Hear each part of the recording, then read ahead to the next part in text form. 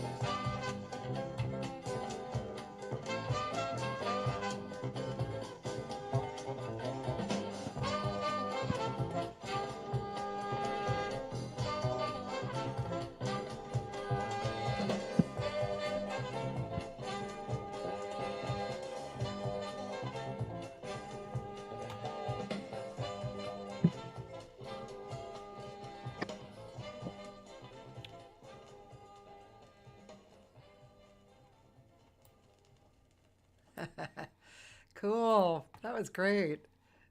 I hadn't heard that one before. That Really? was good, wasn't it? Yeah, I know. South African jazz Yes, swings. I know. I love it. Definitely nice. So my guests today are David E. Richardson Jr. And let's see if I can say Michiel? Michiel. Sure, yeah, Michiel, yeah. Michiel with a Michiel ten Kleij. Yeah, Yes. without the shit and clay. Kleij. It's My it, wife yeah. always corrects me every time I say his name. It's My wife says it. it's Dutch. I have to change my name if I'm gonna do an international tour with this film. So this is pretty exciting to have these guys on because they are filmmakers. I am going to say that. I'm just trying to get my here we go. Get my people back here. Hi Joyce. Um, let's see. So yeah, so I'm excited because I came across David through a guitarist, an Italian guitarist that I interviewed a few months ago named Simone Gubbiotti. And, Yes. um, so people always refer people, so I'm never sure, not never, but many times I'm not sure how I came on, on Oh, them. you jumped on me and I think I sent you one of the interviews that was done on All About Jazz, and you said, "Oh, I got to interview you," and I was like, "Oh my gosh!" At first, I kind of resisted because I'm I thinking, know "Oh, you I'm did. I'm just no." Actually, I was part of it was I was busy with a lot of different things. We had an NEH grant that we've been working on for all these films, Mm, and so I had to put the grant together, and I had to get a group of humanities scholars uh, and stuff together to do the grant application. And it's kind of a shame because I think we have a good chance of getting the grant for the film, yeah. and it's either 75K for development of a project or 700K for the actual production of Oh, a project. Uh, the problem I think I'm seeing with this, though, is that because of the political kind of climate, um, NEH might be defunded oh, in the next. Yeah, it's one of those type of things. But we a lot of our earlier film that we worked on, Portrait of a Jazz Artist, Innokenty Ivanov, that was self-funded. I mean, I scraped my nickels together. I put my credit card together. It's kind of like what's his name, Robert Townsend, with Hollywood Hustle. Using credit cards to fund a film. Um, Dell jumped into my 401k, took some money out and stuff. My wife is probably finding out about it right now. oh. No, no, don't worry. 6 years later, that's a good 6 years. run. I know. I know. It only took 6 years, but we started on this like 6 years ago, and the evolution of this was I had been living in Russia in the early 2000s, 2002 to 2003. I'm an ex Russian linguist for the U.S. Army, Hmm. and somehow I found myself living in Russia, and I kind of got introduced to the Russian jazz scene while I was over there. And then years later, probably 2012, 2013, I start thinking about trying to do a jazz documentary about a jazz artist I know. I don't know if you ever heard of him, a saxophonist, Igor Bootman. Mhm. Um, he went to Berkeley. His brother went to Berkeley, and they were pretty well known in the Boston area. So I wanted to do a jazz film, and so I came up with this concept, the real jazz ambassador. Oh, actually, it was the Jazz Ambassadors, the Road to Rio. Every 4 years, Igor would go to the Olympics and play at the Olympics. Hmm. And so the one that we were talking about, I guess it's 2016 was the 2016, yeah, it was a couple of months before the Olympics even. yeah. So we were, I came up with this notion. Okay, we're going to do this documentary. I enlisted Michiel because I had known him through a friend of mine, because Michiel did a film in Costa Rica. My friend was and he's since passed like a year ago. He's a tenor sax player that lived in Costa Rica and had come into some money from his mother after his mother passed. And Michiel was in Costa Rica. I think you were doing a student film or something.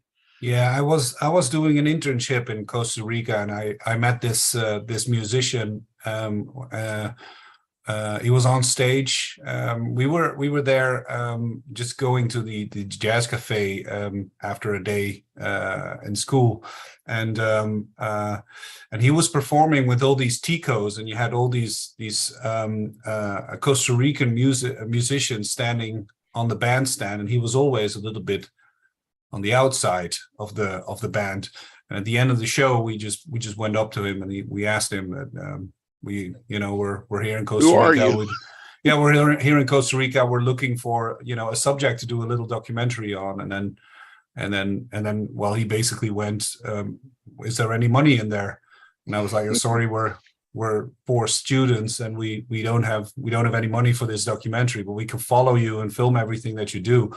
And then he just went, well, it's not for me, it's for my girlfriend. She's a prostitute. And I went like, what? Okay, can we maybe meet up tomorrow morning and have a discussion about what we're going to do?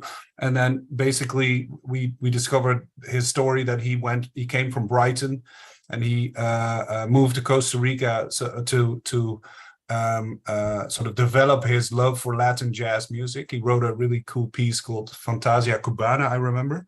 Yeah. Which is really nice, and he played it everywhere, and it was really his how do you say that, his big hit. But then when he arrived in Costa Rica, he met this girl and he fell in love with her, and she happened to be a prostitute. And so he basically had the sort of the noble goal of helping her, getting her off the street and supporting her in all means possible. Except that when he didn't, she just went back on the streets, because she really had to she had a kid living in Cali, and she had to pay for that child. So she needed to do that. And then she sort of, she referred to him as a lollipop. Is that all the men basically sample her basically until everything is gone, and then she's being thrown away, like the wrappings or the stick of a lollipop. And that was basically the story that we wanted to tell to the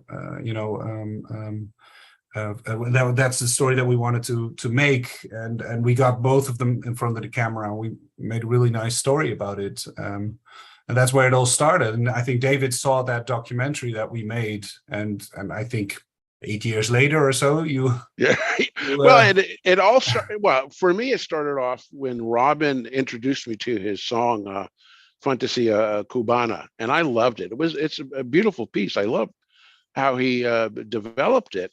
And so I wanted to do something about it. And then I found out later on that he had participated in the documentary with Michiel. And so years and years later, I'm thinking about, I want to do something about Igor Bootman, a documentary. So I thought, I talked to a good friend of mine. Actually, he's my godson. And I had helped him through FIU, Florida International University, as a filmmaker. He's now working for James Cameron, did part of Avatar. but I got him involved, and I thought he could help me. And I was just kind of fumbling around. I got Michiel involved because I said, I know he had done this documentary with Robin. So I said, hey, would you like to do a documentary on this Russian guy? And he's like, oh yeah, sure. So I just So do said, you want to come? Do you want to come to Moscow? you want to And I come was to like, Moscow? This was 2016, and in 2016, I was like, well, sure, I want to come to Moscow. Book the ticket. Yeah. So I take him to Moscow, and we actually had a pretty good time. We went there. I introduced him to some of Bootman's people, and they did some exterior shots and stuff. And we were supposed to be filming Igor Bootman at a concert for one of his former band members was having a 10-year gala concert that was being televised. So we went there and start filming the sound check and some other things. And then we were going to film the actual concert. What Michiel didn't realize was that it was live. It was a live television event. So Michiel just took it upon himself to follow the person who, I forget who it was that we were doing the filming of, who was doing the concert. Yeah, I've forgotten his name. But Michiel enters on stage with this guy, and he's filming it. Then suddenly I'm getting like cell phone calls. Hey, your guy, he's on stage and it's on TV. It's live. Get him off. And that's how we started. We started off, and what we started on live on Russian TV. we wanted to do an interview with Igor Bootman after the concert. Yeah. Unfortunately, Igor had been he had been out that the afternoon. He didn't make sound check, and he was, how should I put it nicely, he was a little bit under the weather from maybe a little bit too much to drink. I'll put it in a Dutch way. He was drunk. And so we have pictures, and I said, look, man, we can't do the interview here right now. So Igor says, well, I'll be in New York on so-and-so date. I said, okay. So that means now so Michiel's in Moscow, and somehow between Moscow and New York, I got him to do an interview with Darius Brubeck. You got Michiel. Yeah. So now he's like, he went to Moscow. Now he flies to London. He's doing an interview with Darius. We come to New York. We do an interview with another singer named Alan Harris, a friend of mine. Yep, we did an interview. Okay. So in New York, we did the interview with Alan Harris, and then we went to Igor Bootman. Uh-huh. So the premise of the whole documentary was to highlight, Igor going to the 2016 Olympics. So that day when we went to go film him for the interview, I started to talk to him about that, and he got really angry. And I couldn't quite understand, because I didn't really understand that the Russians weren't going to 2016. Oh. So he was a little upset, but as soon as we started to film, he put on a nice smiley face, and he did a pretty good interview. Mm. And so for all of this stuff is going on. I think after New York, we went to where? Montreal. We filmed Igor in Montreal. Then we went to where? Miami. Fantine in Miami. Fantine. This is another. She was. So this was all part of the same. The same documentary. Again, The Road to Rio. Oh, so this is all one documentary you're talking. This is all one documentary that we were trying to do that we didn't make eventually. We didn't make because we realized we started to look at Darius, And some of the stuff that he said, his life, it looked to be more interesting than what we were going to get from Eager. One, because Eager wasn't going to go to Rio, so Road to Rio was Yeah. a problem. Yeah. And so we decided we were going to change the focus. Wow. About I'm sorry, the I have to ask.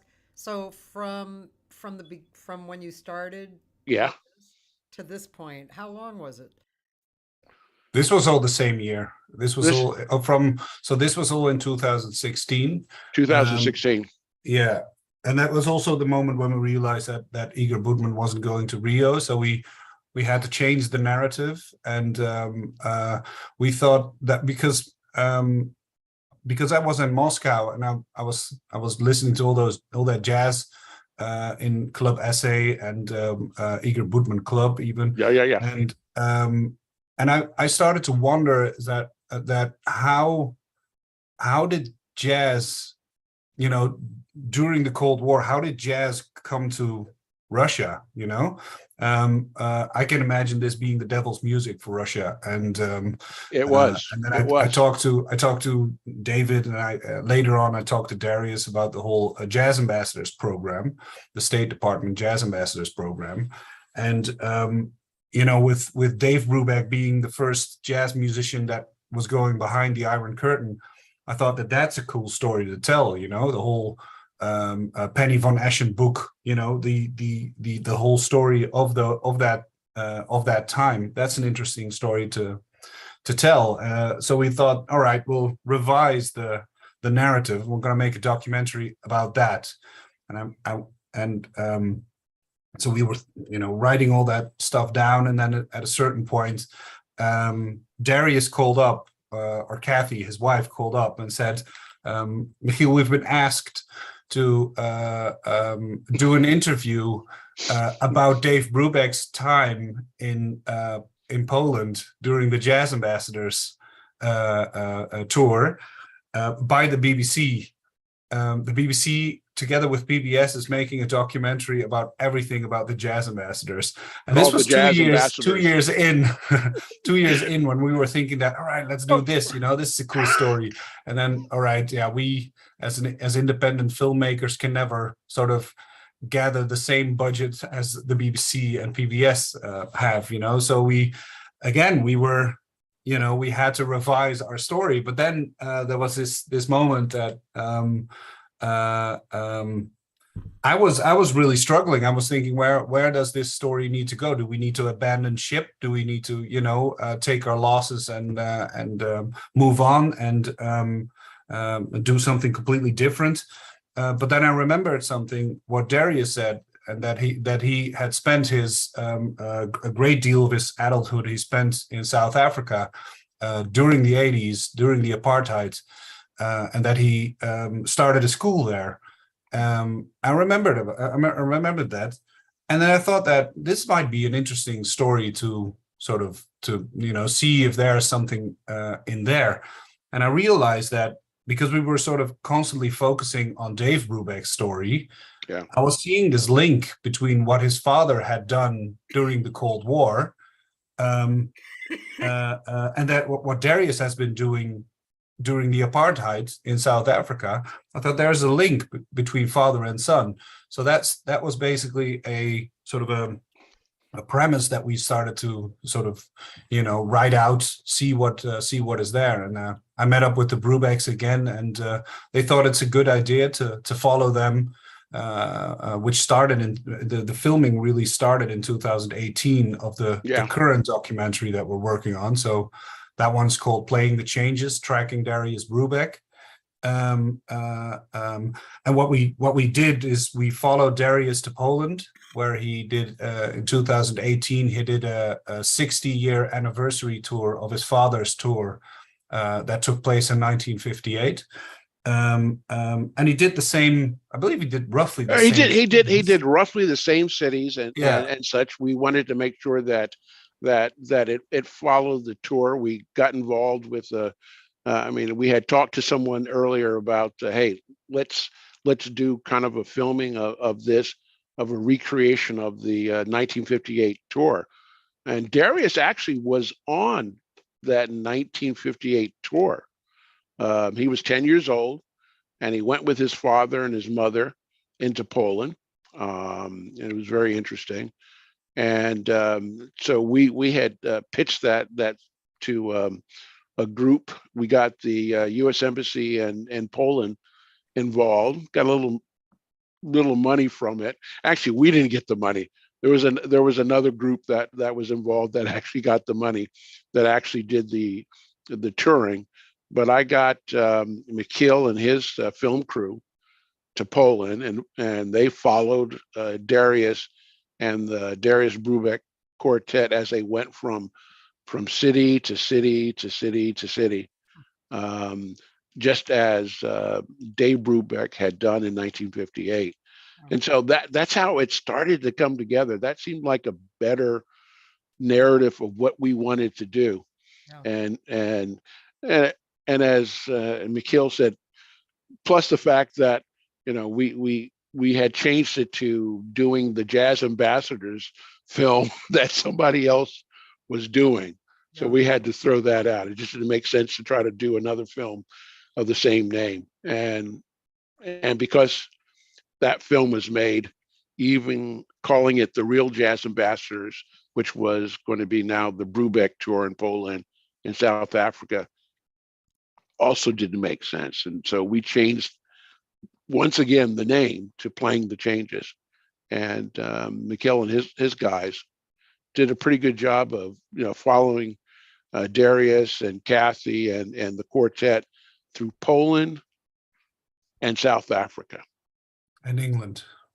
Oh yeah, in England. I keep on forgetting about. That's where they live. Yeah, they live in Rye, UK. So I mean, Darius is an American citizen, but his wife is South African and a UK citizen, right? Yeah. So, and Michiel, I'm going to say your name wrong, but anyway. That's all right. How long were you on the road doing that?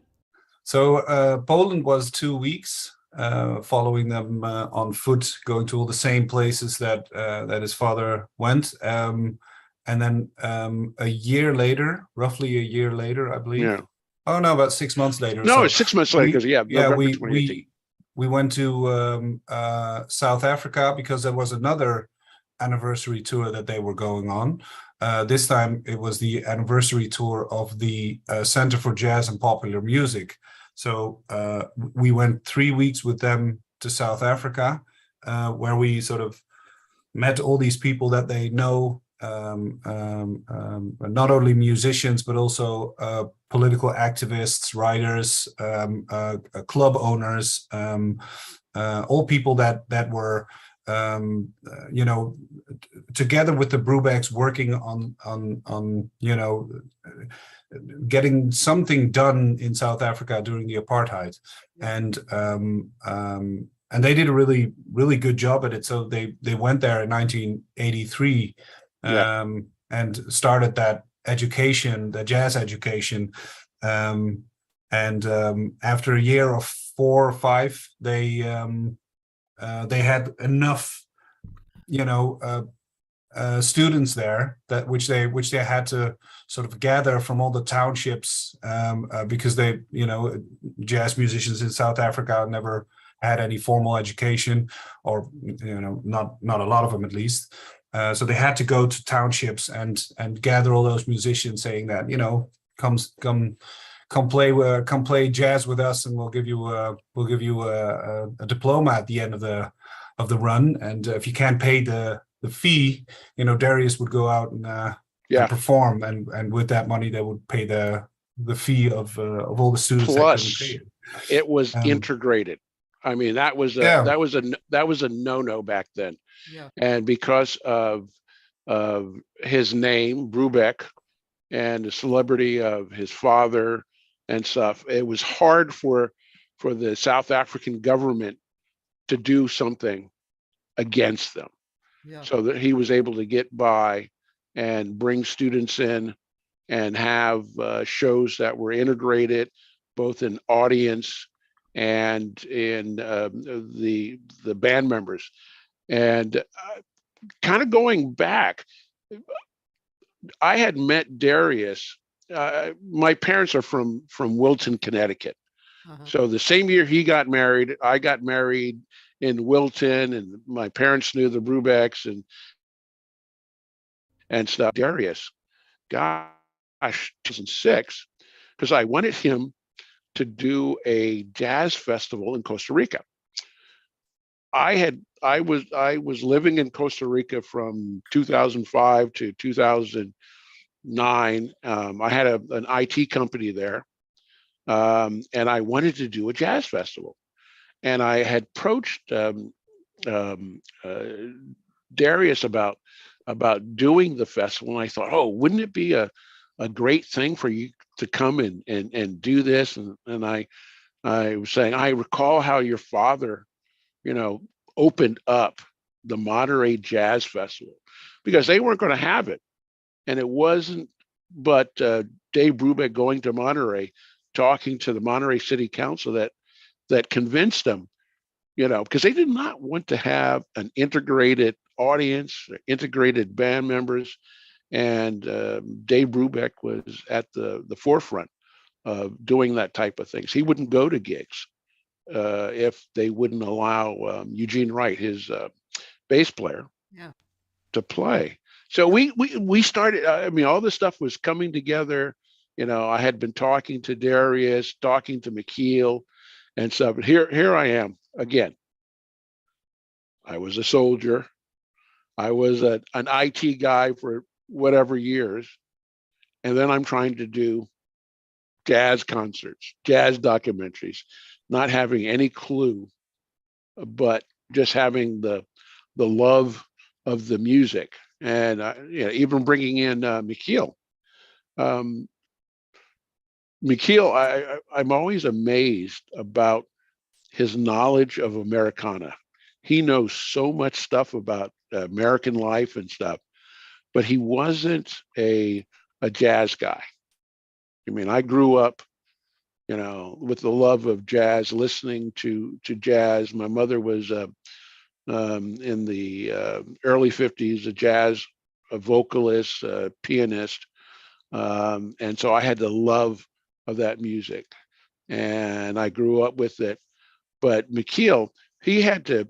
I mean, I had to start talking to him about some of this stuff, and actually, he started. Oh yeah, this is good. I like this, and the fact that he started to research the jazz ambassadors and how that came about and what was going on and stuff.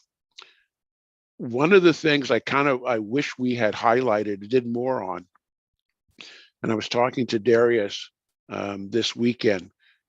He was in LA for the Gates of Justice concert at UCLA.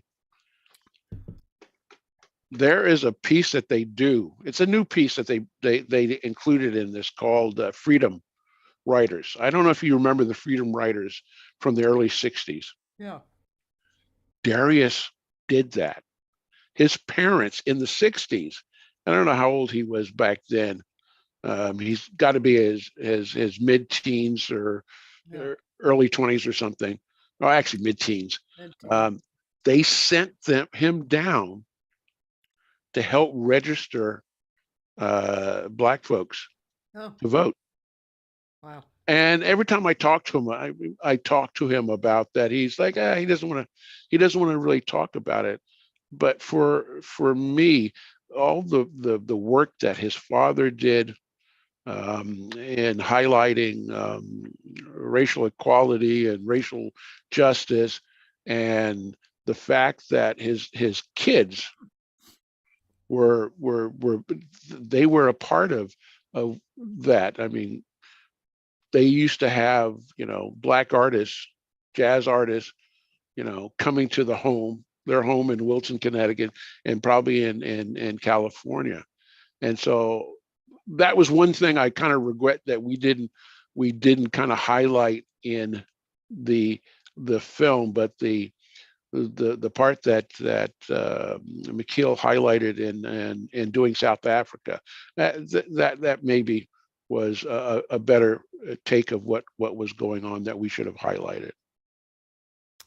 Yeah, there's so much to tell about Darius, that a lot of things ended up on the cutting floor. So yeah.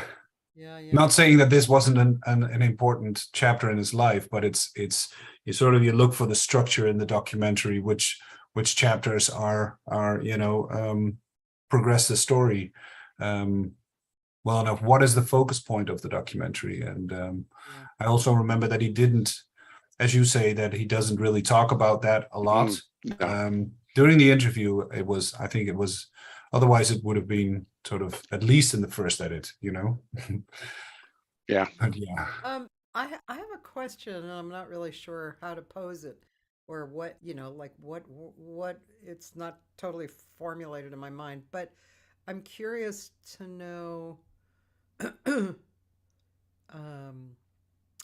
mean, what you guys are talking about, to me, listening, is so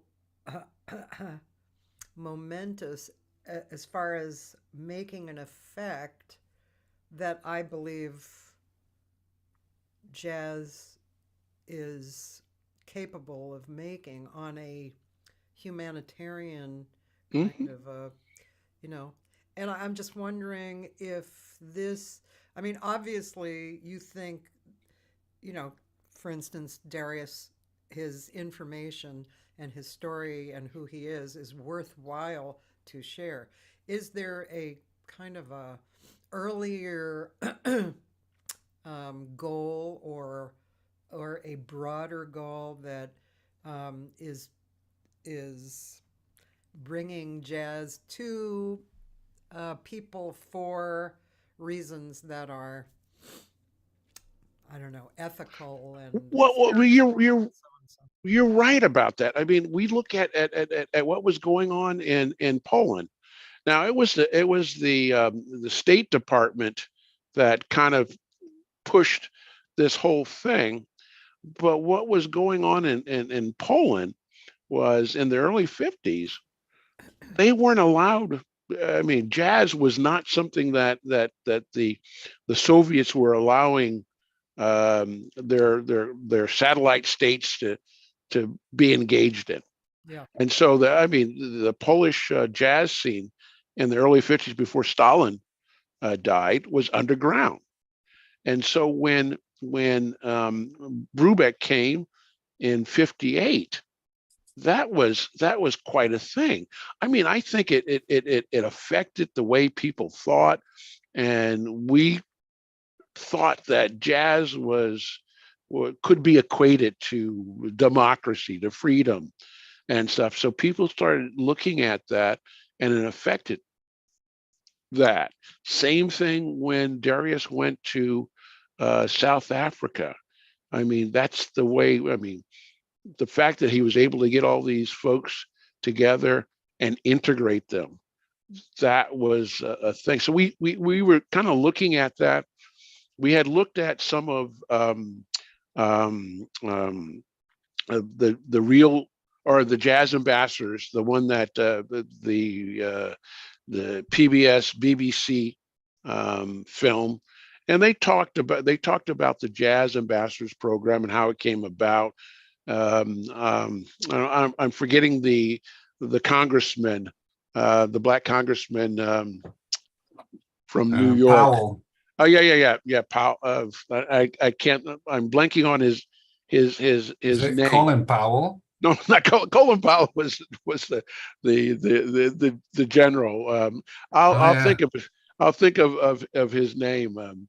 But he was a black congressman that kind of pushed the Jazz Ambassadors program, and so we were looking at all of that as a way to talk about how jazz has affected or effected social change. I mean, it was jazz is an important factor in a lot of the Eastern European countries.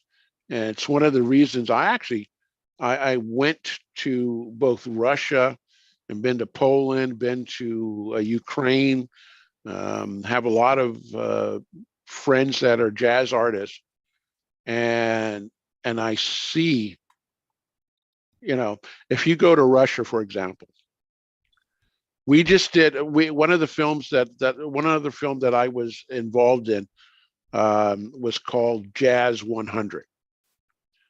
It's 100 years of Russian jazz. The editor for one of the only jazz magazine in Russia, jazz.ru, he had gone to a Gen conference a couple of years back to do 95 years of Russian jazz and counting. Yeah. And my company sponsored him on that, bought him there. But then I guess around 2020, they start talking about doing, because of the jazz anniversary, 100 years of jazz in Russia was going to happen on October 1, 2020, or 2022, this last October. So I guess it was January of 2021. I was in Russia talking to them about maybe some stuff that we could do in the United States, some filming. And we were actually there also because we had another film that had come out, Portraits of a Jazz Artist, Innokenty Ivanov, who was a Ukrainian jazz artist. It was being shown at a Moscow Short Films Festival. So all this stuff was going on, and then suddenly we had the special operation that happened in Ukraine, at the end of February, and so I was supposed to go to Russia again in March, and there was another film that I was working on about Paul Robeson that got squashed because now we can't do any kind of work with anybody in Russia. Not that I can still go to Russia, but it's gotten kind of bad.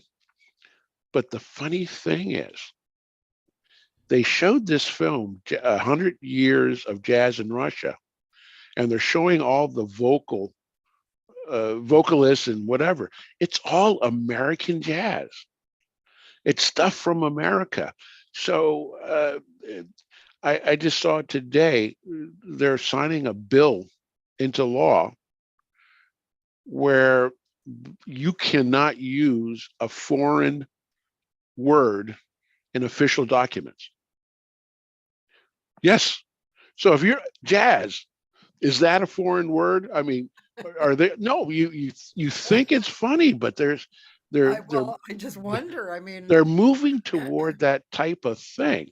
But we were looking to bring, and one of the other things that I do is that I was bringing American artists to Russia. So I took Darius and his quartet to Moscow, and in October 2019. We were looking to bring Russian artists from Moscow, St. Petersburg, to the United States. But that all now is, who knows what's going to happen with it. New York Film Academy is doing a program right now, and I was working with another Russian, and they originally were going to do the actual program in Moscow. Yeah. They wanted to work with young Russian filmmakers, but the American embassy said, no, we can't bring Americans to Moscow in this environment.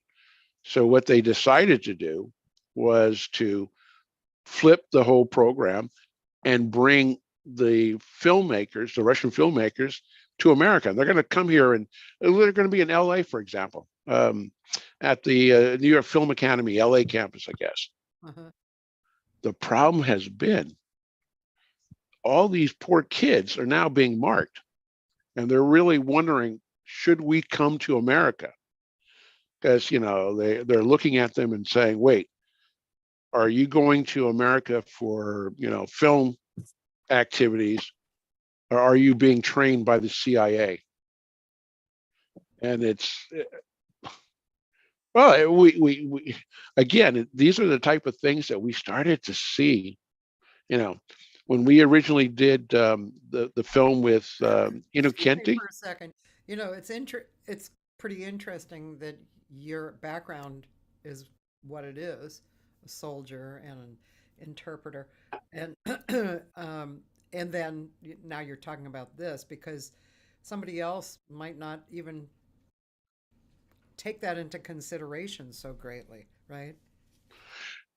It for me, and you're right, in Russia, the fact that I was a soldier and I was a Russian linguist Yeah. sometimes kind of worked against me because there was always the suspicion, and it was always funny. Here was this big black guy, you know, that spoke Russian, and that was always surprising.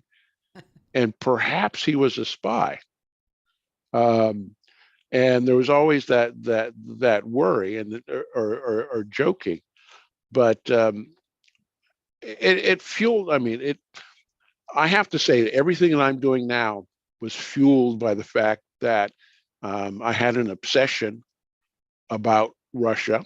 Um, when I was growing up, I took several years of Russian in high school, and then the U.S. Army decided, hey, you do pretty well with languages. Let's train you, and so I became a Russian linguist, and then eventually I ended up, after I left the army, I went to Russia to live. I went to Russia and Siberia for 1 year to teach English.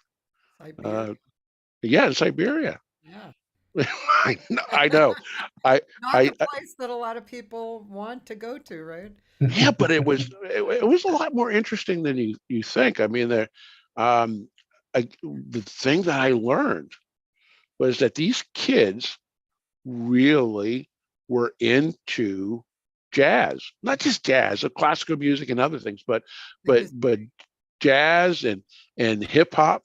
Um, I had people that would see me, and because I'm black, I must be into hip hop and stuff, and so they would come up and ask for art. I mean, I was nobody, but kids were coming up and asking me for autographs and stuff. And hell, I don't know hip hop from bebop. No, actually, I do know hip hop and bebop, but Hey, I'm it going was to interrupt you.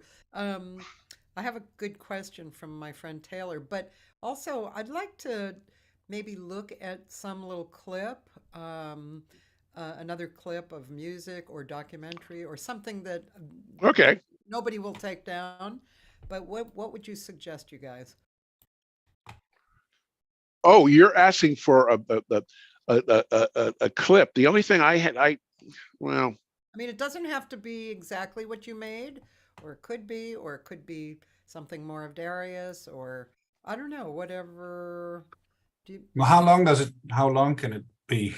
well, I generally don't go over over 6 minutes usually. So I'll say the it loud or Innokenty, the Innokenty We can do the Innokenty trailer, trailer. maybe. That was one of there was. Oh, and Ken Field. yeah. Oh yeah, invite Ken. Okay, Ken, I'm going to invite you on. He's Ken. I met Ken at Jazz Ahead. Is a conference in Bremen, and I'm going in April. Okay. But Ken is from the Boston area. He's a sax player, um, and he actually has a group. And excuse me if I can't remember the name of the group. It's pretty wild. Uh-huh. Um, Um, Yeah, you know, I have various people are putting up IMDb's on you guys, David and Michiel, and Mhm. Taylor has a good question. In the case for jazz and modern media, what are some areas or topics that aren't talked about enough in the case of where jazz is going? Oh, it's. It's a very good I question. don't know if it's going somewhere. um, I mean, my feeling is in America. uh-huh. I'm looking at experience is that it's it's not as popular or present as it was, and I think maybe part of it too has been the pandemic. Here in Boston, Yeah. we had quite a few jazz clubs that closed because of the pandemic. It was just hard. Yeah. I think we only have um, two. We got one new one up in New Hampshire, Uh-huh. Portsmouth, Jimmy's Jazz and Blues, and then Scullers. Yeah. But there's a couple. It's hard, and there's Ken. I haven't. It's funny. It's probably the first time I've seen Ken live in about what, 2 years, Ken? In a few minutes, yeah. Yeah. We keep on missing each other in Boston. You guys know I'm from Boston. Yes, I saw that you were at Berkeley. Yeah, and I grew up in Newton.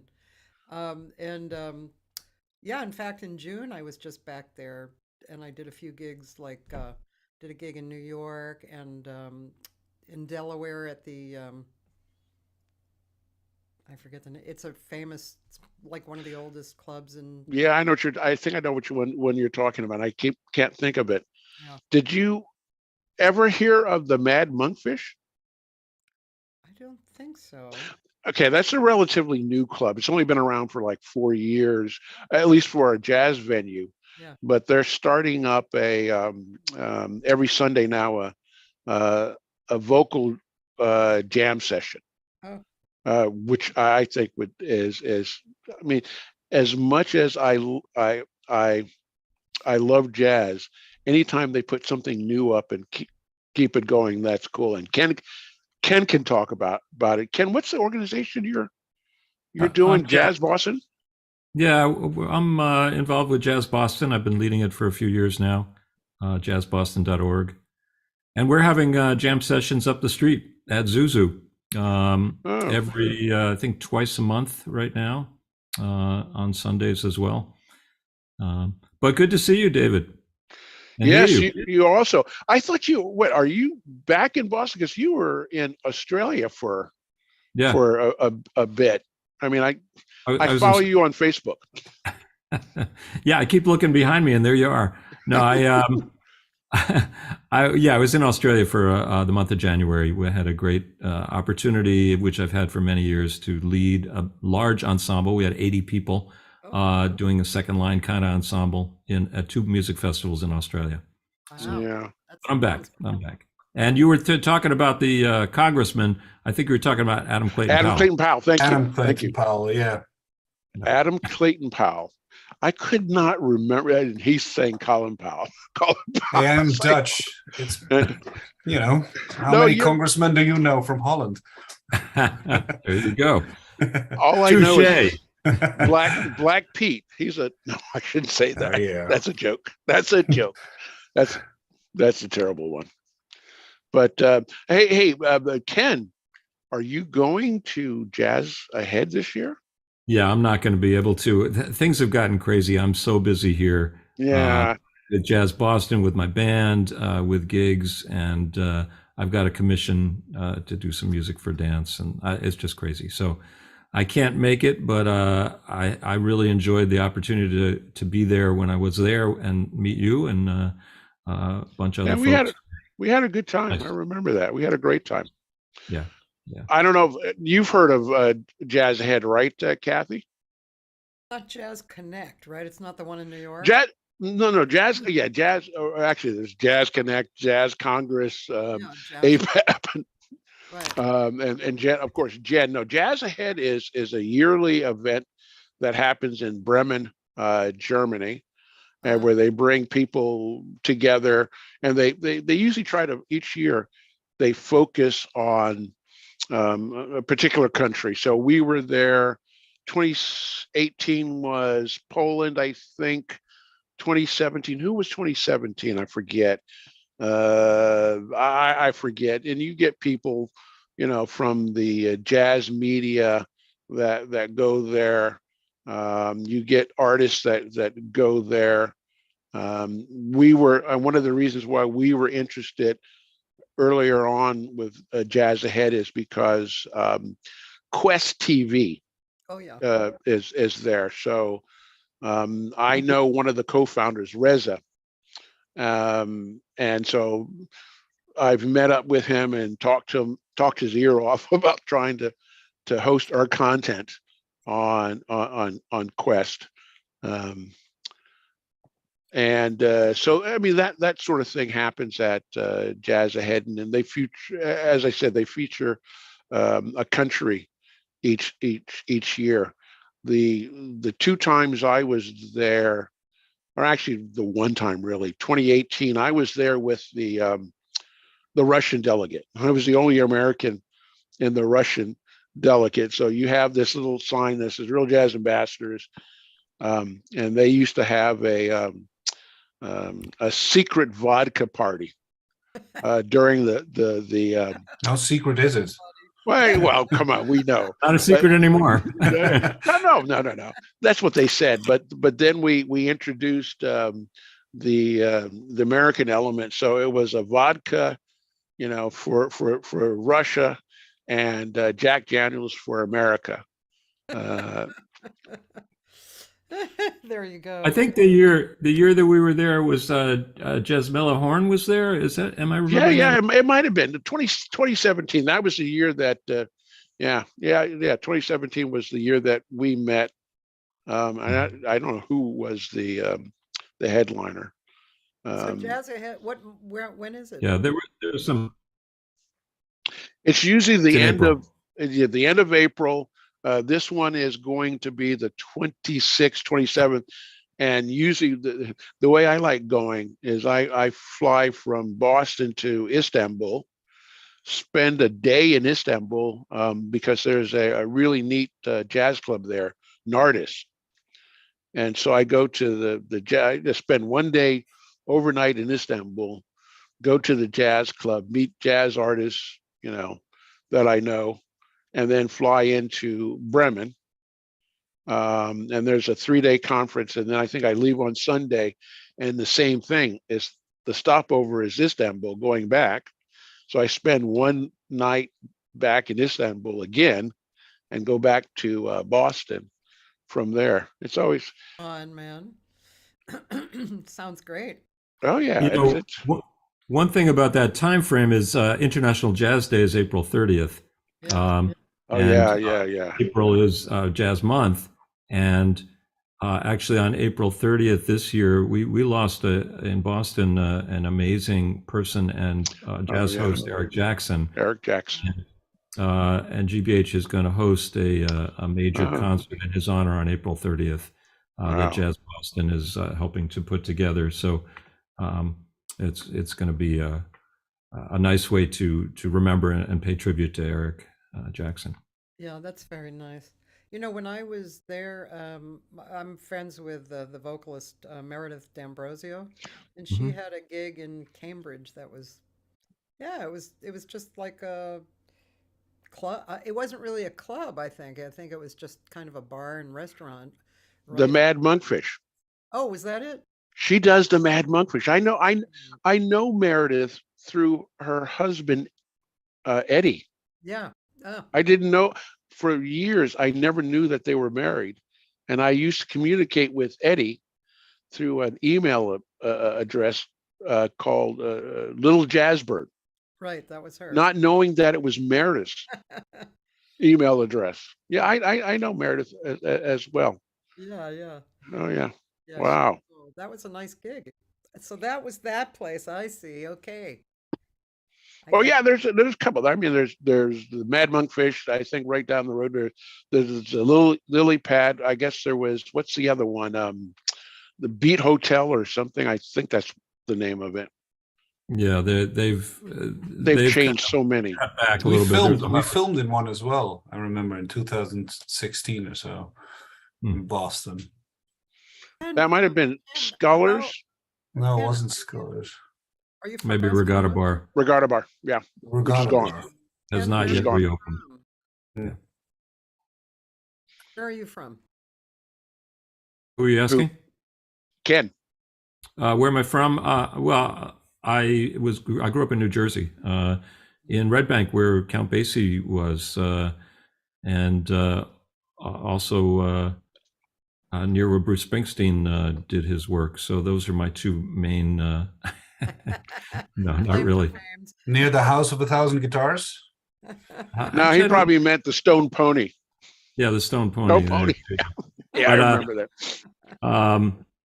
I spent time in Providence, and now I live in Cambridge, and I'm also out on the Cape in Truro. So Okay. Yeah. Okay. Cool. Um, but thanks for letting me jump in on this little party. Sure. We're gonna just watch a little bit. Michiel shared with me the I don't know how to say his name. Yeah. Do you want a little introduction? Yes, please, and say his name for me. Yeah, so this is something that David and I did I think a couple of years ago now. We thought of this concept called Portraits of a Jazz Artist, in which we make short documentaries about jazz musicians, and this is the first the first documentary, the first short, and this is the trailer of it. David knew Innokenty Ivanov for a couple of years already, and he thought this is a good musician to make a portrait of. So I went to Moscow, and I think it was 2017 or so. It was 2017, November 2017. For about two weeks or so, and following him on foot, in a daily, in his daily life and what he does. Yeah. Okay. And this also was what you did on Simone as well. It's what we want to be. We're working on the one with Simone and stuff. I mean, the other ones, the pandemic and stuff has kind of not helped us in advancing some of these things, but Yeah. Okay. And by the way, I think Simone was here, and he probably still is. But yeah, I saw him. He wished me good luck or something. He said, "Oh, David, you're talking too much." Okay.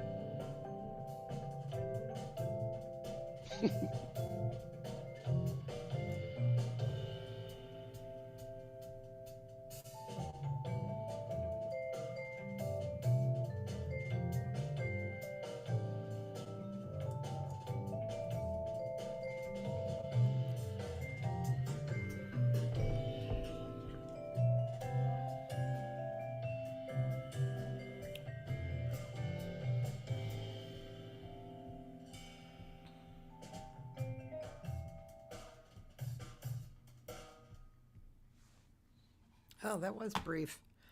Yeah. Yeah, this is the teaser, right? This is not the whole. That's the teaser. Nice. I like it. It was interesting when this was going on. Innokenty, being a Ukrainian and living in Moscow, uh, this is 2017, so this is 3 years after everything happened in Crimea and stuff, and we had unwisely, I think, wanted him to talk about something like that, and it's a good thing that he did. I'm glad that we did not bring that out, because nowadays you can't. His wife, who is Russian, didn't want to be a part of the film. His daughter was involved in the little. I guess she was by that time 3 years old, and it was kind of cute. But we were very neutral politically about what was going on, because again, unfortunately, and nowadays it doesn't pay for anybody in Russia to bring that out, to protest and stuff. If you're nobody, you might be able to get away with it. But if you're somebody, suddenly, even if you live on the first floor of a building, you seem to fall out of a window. And I'm not joking about that. That's what's happening. I mean, I've got friends that are divided now because of that. There were a couple of bands that I had been working with, or I would see and wanted to bring them over and stuff. And maybe one of the members was a Ukrainian. Yeah.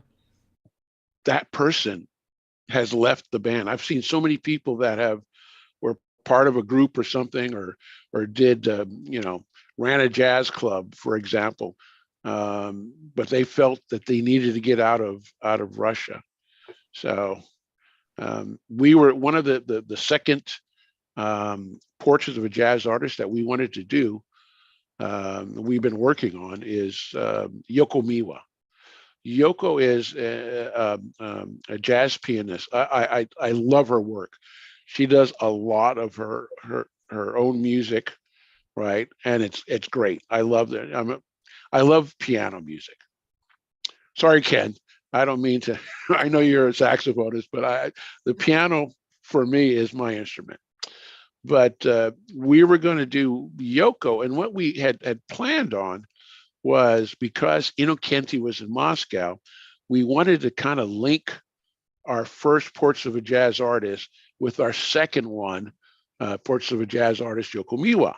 So we wanted them to Yoko and her group to go to Moscow and perform. Well, we worked on some grants to take her there, and 2020 pandemic came. All that stuff got canceled. And then I guess February of 2022, I started working on another grant to take her to Russia in the fall. Then the war started. And so there was no way that, I mean, I actually could have taken her there, but she didn't want to go. I mean, hearing what's happening, and I'm not saying that there are Americans that are still there playing, and Tommy Campbell, the drummer, he went. Yeah, he was in August of 2022. He went and performed in Sochi.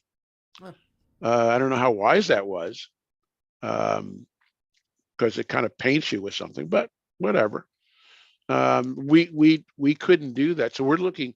So right now we're working on. We wanted to again to link Pojo 1 and Yoko's Poja, but the problem is, one, he's in Russia.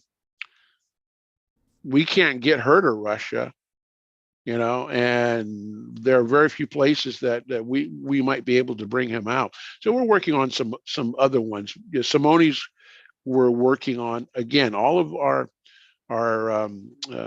documentaries recently.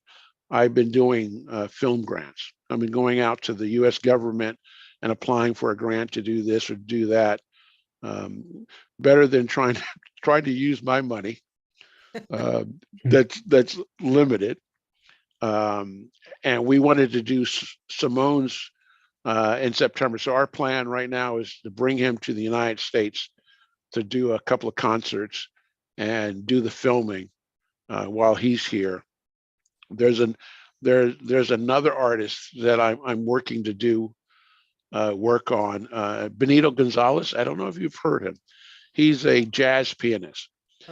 He's Venezuelan, and again, they're actively looking. You know, the U.S. Embassy, actually the U.S. mission to Venezuela, because we don't have an embassy there, is actually they're putting up. You know, you can get a grant.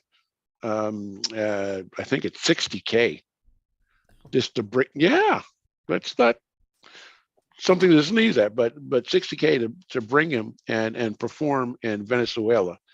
The funny thing about it, I might be able to get him there to perform, and I might have a cameraman, but I can't go. They don't want an American. I mean, you know, they don't want us in country, just like Russia. They don't want us in there, and so. Yeah. Hey, David, I have a question for you, if I might. Yes, sir. Are you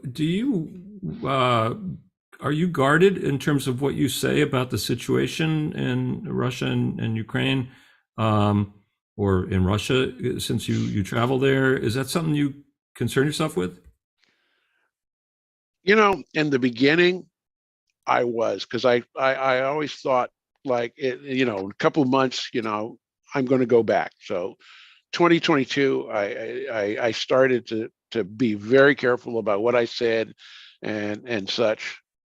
But as it dragged on and on and on, and we heard about all the stuff that was happening, it was kind of disappointing and just depressing, because I see friends that are Russian that they're performing. I mean, if you look at some of the stuff that they're doing, they're performing, and it's as if nothing is going on. They're not affected by it. But at the same time, I can't blame them. Igor Boutman is close to Putin. Putin actually helped to make Igor Boutman's career, because when he hosted Bill Clinton, when Bill Clinton came over to Russia, he had Igor Boutman perform. So when the Russians invaded Crimea in 2014, Igor had to sign a document supporting Putin. And when I start talking to him about it, if you notice, I'm no longer his Facebook friend, because he wrote me a message that says, look, this is dangerous for me and it's dangerous for you. And so I realized that you had to be very careful about what you said, not just because, you know, I'm worried if I go there, I'm worried about myself. I'm actually worried about my friends. And if they are seen to support or not to support the special operation, it could bring them problems. So yes, I am guarded about what I say and stuff. Anytime I want to talk to someone, we use other methods that are secure. But even then, even on these secure channels, people are very careful about what they say and what they complain about. Wow. Okay. Yeah. Interesting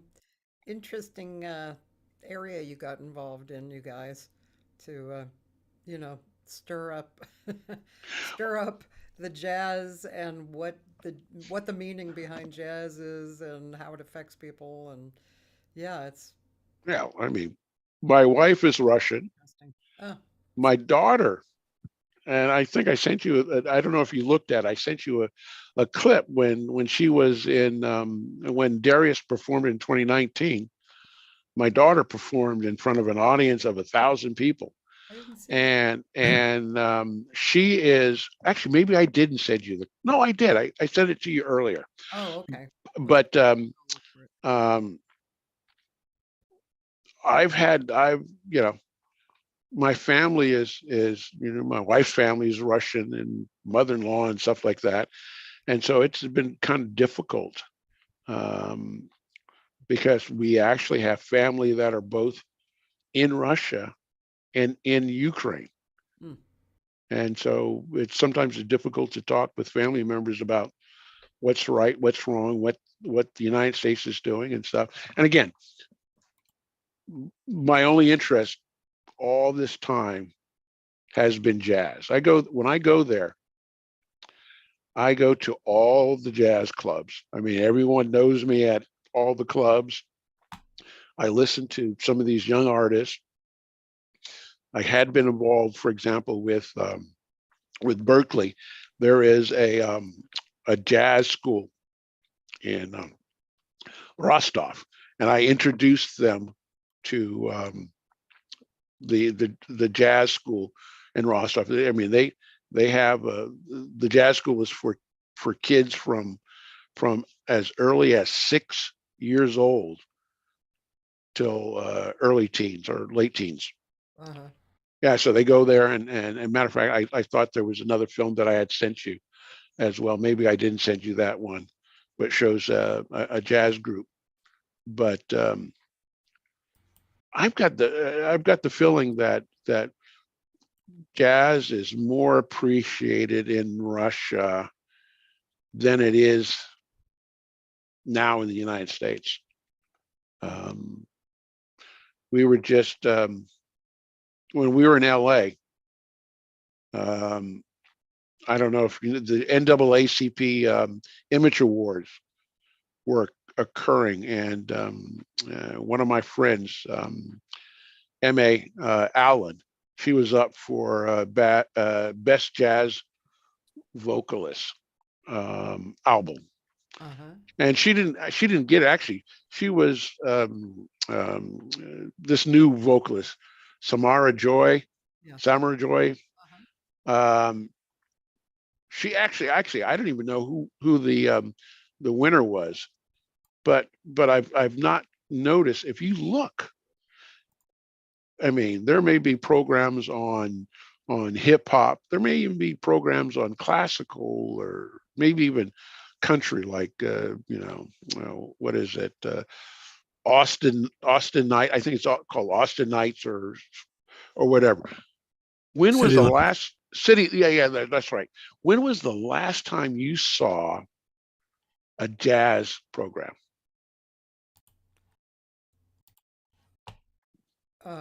You mean on a Just TV? just on a program. I mean, you might see something like the latest documentary on Ron Carter, which is that was interesting. PBS has several. PBS has something like that, but I remember Nancy had a program, and it was short lived. It was called Red Hot Jazz. I don't know. Have you ever heard of that? Nancy Wilson? Yeah. That was years and years ago. Yeah. But there isn't anything like that. Yeah. Nowadays. I mean, it's. You guys, could you talk amongst yourself for a moment? I have to Talk go amongst ourselves. and then come back. Okay. All right. I have something to say that is a response to what I heard Cathy saying when I first, I didn't know about this until, I jumped in the middle, but I heard Cathy saying something about the meaning, the impact of jazz, I think, or something like that. And I think it's interesting in the context of what you're saying, David, and what I've heard, because a lot of people talk about jazz, the improvisational aspect of jazz in particular, as, being a metaphor for freedom, because, all those things you were just saying about you can't say these things, you have to say, well, you know, there are constraints on what you play as a jazz artist, depending on the style you're playing in. But in general, you're free to play what you want, you know, as an improvisational musician. And that's powerful. And I think it's a powerful metaphor for a teaching moment for the world, that this is a music that encourages freedom of expression. And you know, of course, when I talk about Jazz Boston, and I sort of advocate for support for jazz in Boston, I talk about that, the improvisational component being critical, and of course the African American heritage of the music being a critical component as well. And there are other critical aspects, but I do think that the jazz as a metaphor for freedom is a pretty, you know, not an unreasonable way to think about it, in my opinion. Yeah, I think that's something that Michiel started to talk about some of that in what we were filming and stuff. And we saw that what always has amazed me was an American would go to Moscow. Now, a lot of the kids could speak English, but there were a lot that didn't, especially the older musicians could not speak English. But guess what? They could sit there and play a jazz tune. All they had to do is, I know it's A, B, B, A, or whatever, right? And they would take off on that. I've seen so many of these guys come in that could sit there and name a tune. They play the tune, and everyone does their little bit. And it's amazing that they do that without being able to talk to each other. I have this one particular friend of mine. His name is Dmitry Nosko. Now, his English is excellent, but he sings in the style of Frank Sinatra. And it's so funny to watch him singing all these songs, right? And he sounds like Frank.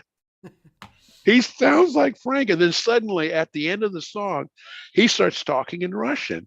And it's hilarious. But these people, when I say these people, I mean, I don't care if they're, early teens, late 70s, 80s, they all know this music. Anything that Louis Armstrong ever did in Russia, they love. I mean, and the funny thing about it, Louis never went to Russia. Oh. He was supposed to go to Russia in 58. But then there was the incident at Little Rock, the high school. Yeah.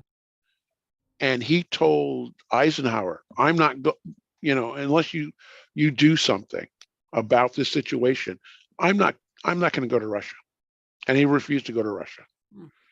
But even so, because of Willis Conover, Voice of America, AFN and stuff, everybody listened to that music, the American music, the jazz music. Bootman, he talked about, there was a time where that's how he started to learn jazz, because he listened to what we were beaming over. And it was great because it was music, and it was music that didn't have to say words that were political. Yeah. But just music that was enjoyable, that people loved. Michiel shared with me your daughter performing at the 5th International Festival. So I wanted to just share that, okay, for a second.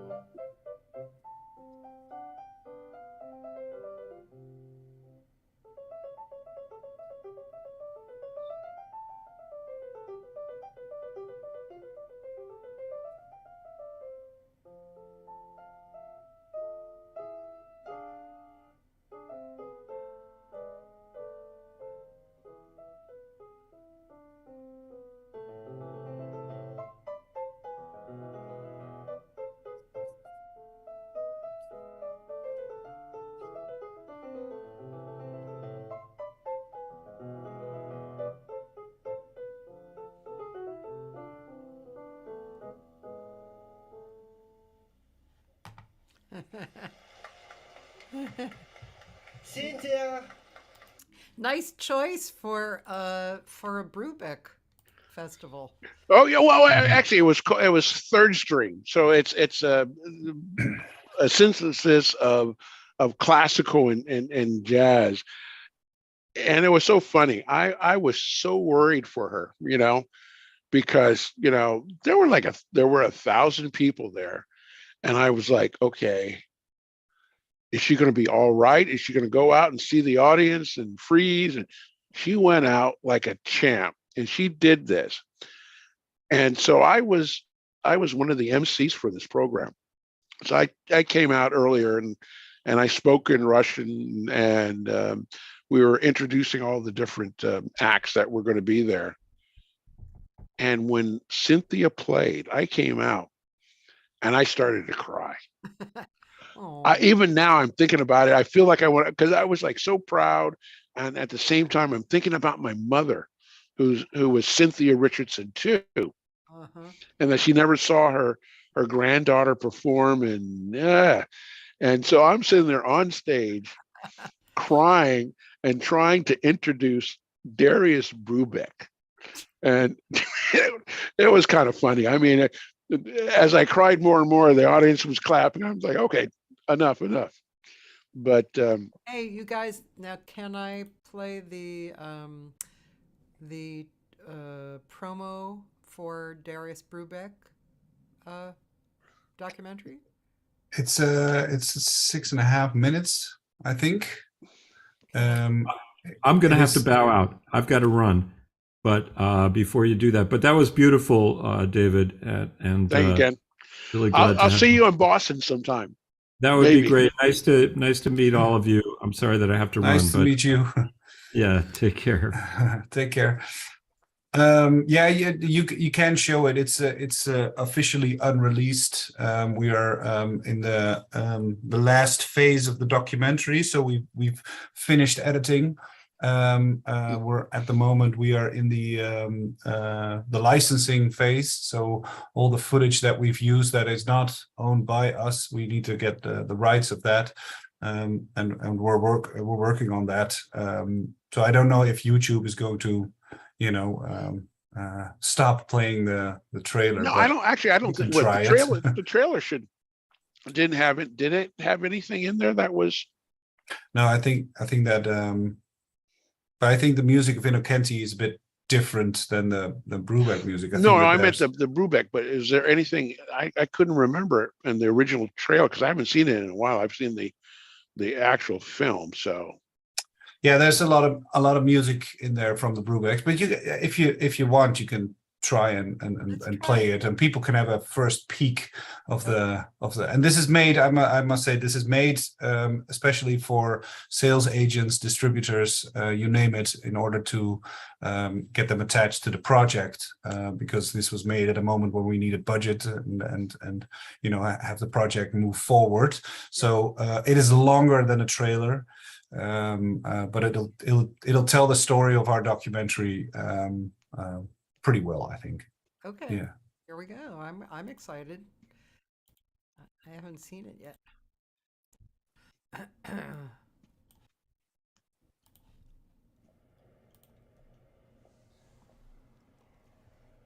like playing piano, I like playing jazz, I like the music. If I don't make use of this heritage, I'm throwing away something that's unique. It can be really useful, and use it as a way of approaching the world and hopefully being a good influence.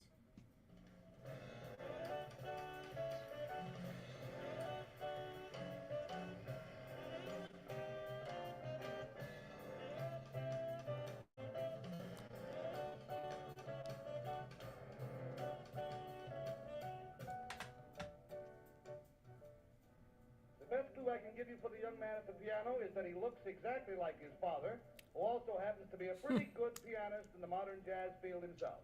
Is that Brubeck's son? That's it. Darius Brubeck. What always affected me adversely was the expectation that as Dave Brubeck's son, I would just automatically be able to be really good. I wasn't automatically, just by birth, going to be the best in the field.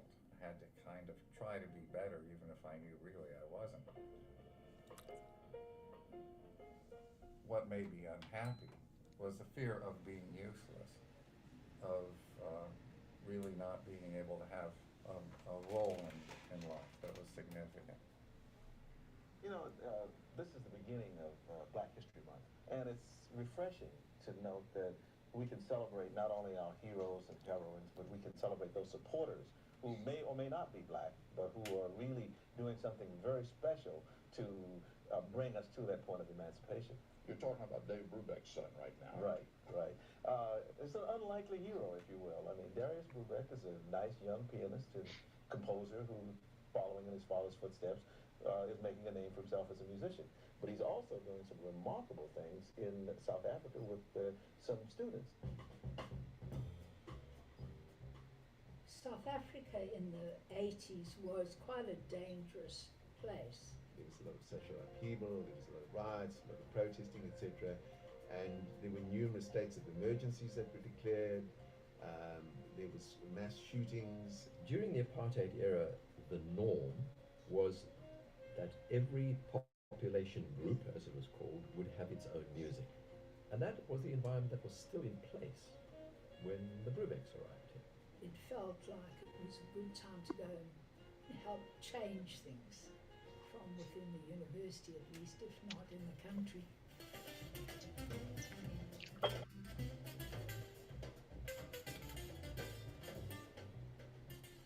Most of what we see is directly the result of him having come over. Our world was still opening up to the rest of the world. As a composer, he was my mentor. I will never forget the first time that I saw Darius Brubeck. I had this impression that this man was going to change my life.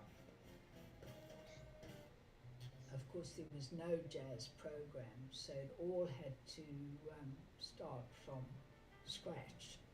I managed to get Darius appointed as a music theory teacher. It happened to say theory teacher, but as soon as possible we would convert it into jazz studies. We had to create a buzz about it. We had to get people talking about jazz at the university. When students said they had no money, I mean, it wasn't just that they didn't have much money, they had no money. Students coming in and no money and nowhere to stay and no money even for food, and then you would have Darius and Cathy having these people stay at their house. Just live with them, you know.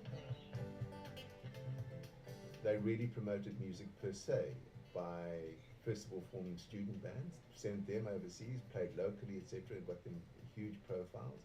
Music has really made things to really open up to people and to their hearts to really come together. That's how the band was formed. It was just a group of friends with great ideas just wanting to play music. Masando and the others called themselves the Jazzanians. People really needed to see something from South Africa that was unique.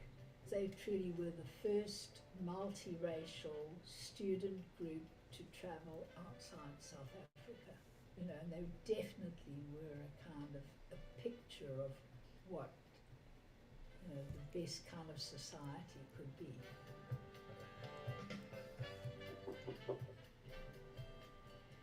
The Jazzanians really created such a sensation, and that gave me a lot of leverage back there. So Darius said, well, I want a jazz center. It's the only jazz center on any university campus in South Africa. In fact, I don't know where there's a similar one anywhere, actually. Which is simply a place where students could play, where visiting artists could perform. It was right on campus. Just the whole atmosphere, just to be around what was happening, you know, I just took in a lot of that. Darius is a humanitarian. Both Cathy and Darius are like, besides being fantastic role models that they are like parents to many of their older students. Could we be doing something else somewhere in the world? No, it would never be as important as being in South Africa.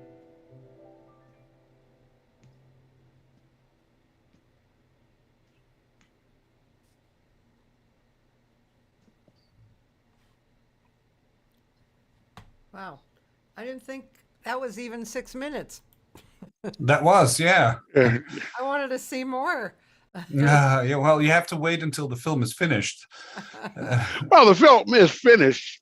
Yeah, exactly. The film is finished, but we're trying to get all that, all those rights done. That looks so great. Well, thank you. Wow. Looks fantastic. Very exciting.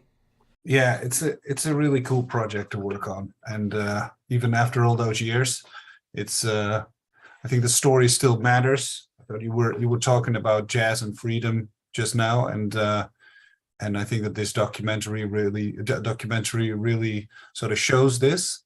Not only in South Africa, but also in Poland, when Darius went with his father to Poland. It's not even in this promo, but when he was there, he was first witness to what music could do to a suppressed people, socially suppressed people, or oppressed people is, I think, the right word. But and then during the apartheid, everybody wanted to break out this mold, this apartheid mold, as being said, which is really sort of, as if the seed was planted during the Cold War, and sort of it sprouted when he was in South Africa. It's really, it's really cool to work on. So together with the book of the Brubecks, they're going to release the book about their life, also called Playing the Changes. I think somewhere around June is the deadline. And hopefully we will have the film finished around that time. And I constantly say hopefully, because it's an independent documentary. It's funded ourselves, and it's really sort of we're trying to get discounts from all the channels, all the TV programs, to use 40 seconds of this program from 1958 costs this amount. And then we're like, yeah, we don't have that money. We want a discount, So we're working on that, and we're trying to, work our way to the finish line. it was kind of an education in a sense, because I just thought, you shoot a documentary and that's it. But there are things, if you use certain things, and you've got to track down who owns it. And sometimes that's not so apparent. And Michiel did a lot of work. He sent some stuff over to me to try to find out. I think there was something from the Playboy channel that I tried to track down, and then there was the Voice of America. Voice of America. America was another thing, but it was like, you'd have to. We had another one through CBS, where the actual program was almost 35 years ago. Yeah, to give an example, is that so you see the Jazzanians, the band that Darius had formed, the mixed student ensemble, which they took to America and really show this anti-apartheid vibe. That item was filmed, broadcast on CBS, but we were in touch with CBS, and CBS was like, we don't know who made that. Yeah. What do you do? Then what happens? Well, that's what we're working on right now. So you keep searching for who owns the rights to these old images, and this is the 80s. Some of the stuff from the 50s, people are like, I don't know who owns the rights, and then but we were working really hard on it to get all that stuff done. Yeah. I can't imagine. That must be so time consuming and frustrating. It is, but it isn't necessarily frustrating. It's kind of like a sort of it's a, how do you say that? Sort of a detective thing, You're looking for a needle in a haystack. A needle in a haystack. Yeah. Who really owns this? Who owns really this? Can say? Let me know. Don't have it. Don't know. All right. But it's still somehow it's this story. It's the life that Darius and Cathy have lived in South Africa. All the interviews that I've done, all the stories that I've heard. The final edit that I see in front of me now is so sort of rewarding to work on, and that is really fueling myself to get the film made. Even the licensing part, you know, every step of the way is an interesting step, and I'm still not bored of the film. So yeah, that keeps you going.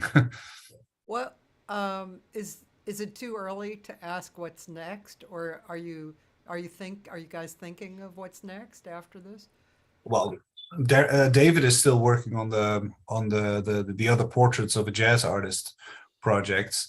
I am working on several other projects, and one of them, and it's not jazz related, so it's, yeah, I don't know if this is the podium for that. I'm working on a UFO documentary based in Holland. Yeah, and then there's also always sort of projects that I'm thinking that this could be the next one, but I really want to finish this documentary first. You know, it's we've been working on it so long that it deserves to be finished first, and then let's see what happens then, you know. Yeah, we had a point where we were, I guess it was the spring of 2020. Darius was deathly ill. He caught COVID. Yeah. And actually, I was talking to him about that this weekend when I met them in LA. By the way, Cathy, what's up with your weather in LA? Holy It's the world's fault, man. It's not our fault. We don't want this weather. we came out there, you know, we come from New Hampshire. So we were like, okay. And my wife was upset because she dressed like it was going to be spring. And we're sitting in there. It's cold. It was rainy and everything. Sorry about that. Yeah. But we sat down with Darius and you know, we're talking about all that stuff and talking about his dad and talking about their time in South Africa. Yeah. My wife was most interested in how did you guys get together? What was the spark that made you fall in love with this long hair? Did he tell that story? Oh, it was kind of, I think Cathy kind of said some stuff. No, it's a brilliant story. You should hear it. Really, they met at the St. John the Divine in New York when she was organizing a concert called Ellington is Forever, which was done by Mercer Ellington, and Cathy was working for Mercer Ellington at that time. And so he wanted to have this big show, and then there was Sarah Vaughan and Joe Williams were and the Hampton Choir something. There's a lot of artists performing, and I think there were the two generations of Brubeck or the new Brubeck quartet. I'm not sure. It's Dave Brubeck with his sons, and so Dave Brubeck came and he took all his sons to perform during that show. So Darius usually says that Cathy employed him, and that's how they met. I think there's a little bit more than that, but and such a good story. By the way, David, you mentioned Eugene Wright. When I was 21 and I moved to LA, there was a gig. You know, these gigs are kind of long past, that you had a 2-week residency at, and Eugene was the bass player. Oh, cool. And I used to turn around and look at him, and he'd have his eyes closed. And at some point he'd say, I know you think I'm not looking at you, but I'm looking at you. And then he would tell me stuff. He would consider that he was like my godfather. Wow. Then he said one thing that really was very important to me at that time. I'd been singing all my life, but still, you know, me, professional, you know, 21. He said we were playing at this little place called the Money Tree, and he said your performance here should be exactly like it would be if you were performing at Carnegie Hall. And I mean, that really made an impression on me. Obviously, I never forgot it. Yeah, and he was very kind and helpful. I wasn't the only one. He was Oh yeah. too, but he was he was a good guy, really good guy. Funny you Cool. you talk about places. Um, I mentioned Kulak's woodshed. Oh, you did?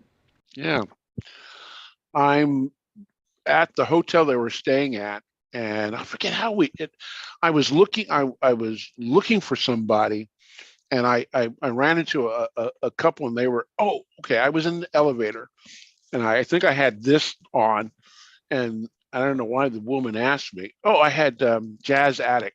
I had Oh, a Jazz Attic shirt on. uh-huh. So the lady in the elevator asked me, "Well, do you know any good jazz places?" I said, "Well, there's Kulak's Woodshed." And actually, and I met her husband about a half an hour later with their daughter. Um, I told them about the concert with the Brubecks, um, and they went to the concert that Sunday Huh. and stuff. But while we were there were all these kids from the Herbie Hancock Institute. I guess there was some type of audition Uh-huh. for New Blood, Yeah. and so one of the kids that was in the hotel that I was at, turns out he's Ukrainian. Oh. So I go up to him and I start talking to him, and I give him my business card, and it says David E. Richardson Jr., Real Jazz Ambassadors. He says, "I know you. We're Facebook friends." I said, "From where?" He says, "I've known you for years on Facebook. You're the black guy that goes to Russia and Ukraine." And I was like, "Wow!" So it turns out this trumpet player named Yakov already knew my name. Um, I said, "Okay, now I need money for that." Wow, that's pretty cool. Um, we have about, I mean, we can have about 10 more minutes or not. Sure, sure. But, have we I'm sure we haven't touched on everything. I'm positive. I can say that. But what else would you like to mention? I'm sure you still have tons of stuff and jazz adventures and jazz stories to talk about. Do you mind if I check out on here? Not at all. Thank you so much. It's really nice to meet you and Nice to meet you too, and thank you very much for everything. And it's nice to hear all the stories that have been told here. yeah. So yeah. I would look forward to meeting you in person sometime. And all right, let me ask you this: if Simone comes to LA, are you going to be coming and filming? That all depends. David has to look into that. I live in Holland, so Italy would be way more closer by, you know. So we have to look what's in the budget and what the story is, what is necessary for the story, you know. So but All right, yeah, well, one of these days, either I'll be there or you'll be here. yeah, we'll meet in person, I'm sure. All right. All Thank right. you so much. Have a lovely day. Thank you very much. See you. Bye. David, you're muted.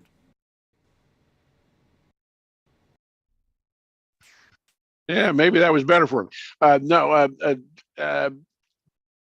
I love going to Amsterdam to see him. Yeah. I've been there a lot on the way to other places and such. I always make a point of traveling to far flung places for jazz. I haven't been. The last time I was in South America, I was supposed to go to some jazz clubs in Brazil, but I forget what happened. But I never did.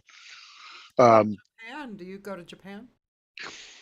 every so actually, well, this is what we're looking to do with Yoko, because she's from Kyoto. So I'm looking for a grant as part of the thing where we're looking to bring her from Boston to San Francisco. I'd love to have her perform at Yoshi's, but that's another story. And then Hawaii, and then on to Tokyo, and then Kyoto, where we're going to have her perform and film at her original school. I've been to Japan. I mean, my Army brat, and both in the service. I've been to both Japan and Korea, throughout my life, but haven't been there. Oh gosh, I guess it's 10 years since last time I was in Japan. My daughter really wants to go to Japan though. How old is your daughter now? She's 13. So that was what, 4 years from when you saw that film. She was 9 years old when she was in that film, and she had been, by that time she was only studying piano 2 years. Oh. So she started at 7, and we bought her a baby grand. And she's got a couple electronic models as well that she practices on, and she has most of her teachers have always been Russians. So, and she does online. Her mom was her first teacher. My wife has classical training, and so she was her first real teacher and got her through. But then we got other teachers. Though my wife is looking, after 3 or 4 years of doing everything online and being indoors because of the pandemic, we're looking maybe looking at some other opportunities where she's meeting in person with a piano teacher and working on that. Is she a classical player, or is she just She's classical, but I've had her last teacher for the last 6 months is teaching her jazz. So she's working on jazz pieces. She was working on a lot of Oscar Peterson stuff, some other pieces that are jazz pianists that I was more interested in. I wanted her to, one of the songs that we love was Herbie Hancock's "What Is This Thing Called Love?" That was from Dexter Gordon's "Another Around Midnight." So in 2018, when I went to the International Jazz Festival, which is in St. Petersburg, Cynthia, my daughter, wrote a letter to Herbie Hancock, said, "I loved your, what is this thing called love?" And it so happened, again, because I'm, this guy in Russia, we got interviewed about the letter that we were giving to Herbie. Very sweet. Very nice. Well, thank you. Congratulations. It's been a really great conversation. I've really enjoyed it a lot. Thank you, ma'am. I appreciate that. And just to remind people, I have archives on the rest of the week with Gina Eckstein, Billy Eckstein's daughter. Oh, yeah. Meredith D'Ambrosio is on Friday, and Jim and Cathy Riddle, who are out of New York, great pianist and violinist, and Frank Porowski, who's a great sax player with a big band in New York. And anybody in LA, Thursday night is Brazil night at Kulak's Woodshed in North Hollywood. And Friday I'll be performing at Catalina's, which is LA's premier jazz club, with an incredibly fantastic band. We'll be doing jazz and Brazilian stuff. So that's for this week. Of course, we're going to continue next week because I feel like it. Well, one of these days we'll try to get back out that way, Yeah. especially when it's warmer. You know. I hope that happens pretty soon. Yeah, I'm hoping too. I'm seeing all the flooding, but Pretty cold today, actually. I'd guess it's in the 50s. oh, okay. Crazy, really crazy stuff. Okay, so I'm really excited to see the finished movie about Brubeck, and also your documentaries on what is it's portraits of a jazz artist. So there's a series. And people can find that just by Googling, or right now the only one that's available is on Film Freeway. Okay. So if you go to Film Freeway, I've made it public. So it's because I've entered it into about I don't know how many festivals. We got selected for about like 12 or 13 of them. We got 3 where we got awards for the what we presented. Oh. So it wasn't too bad. Yeah, not too bad. We're looking to probably do the same thing with the Brubecks, but again, it's we got to get those rights squared away. Once we get that, we'll be releasing it hopefully by June. Yeah, and then I'm just gonna post the playing the changes, teaser. I think Okay. Fantastic. All right. Thank you very much. I enjoyed it. I enjoyed it too, very much so. Okay. All right. You take care. Thank you. You too.